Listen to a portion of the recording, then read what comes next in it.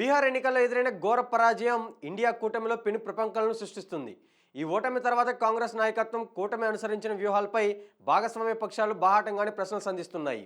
కొన్ని ప్రాంతీయ పార్టీలు కూటమి నుంచి వైదొలిగే అంశాన్ని కూడా పరిశీలిస్తుండటంతో కూటమి భవిష్యత్తు ప్రశ్నార్థకంగా మారింది. బీహార్ ఎన్నికలకు ముందే సీట్ల పంపకంలో తమను పక్కన పెట్టారని జార్ఖండ్ ముక్తి మోర్చా ఆరోపిస్తూ కూటమి నుంచి బయటకు వచ్చింది. తమను కేవలం జూనియర్ భాగస్వాములుగా చూస్తున్నారని, అలానే సమాన గౌరవం ఇవ్వడం లేదని జేఏఎం నేతలు విమర్శిస్తున్నారు. మరోవైపు బీహార్ ఫలితాలు కూటమికి ఒక మేల్కొల్పు కావాలని శివసేన వ్యాఖ్యానించింది. కాంగ్రెస్ పార్టీ కొన్ని రాష్ట్రాల్లో ఏకపక్షంగా నిర్ణయాలు తీసుకోవడం వల్ల నష్టం జరిగిందని, అలానే మిత్రపక్షాలతో సరైన సమన్వయం లోపించిందని ఆ పార్టీ నేతలు ఆరోపిస్తున్నారు.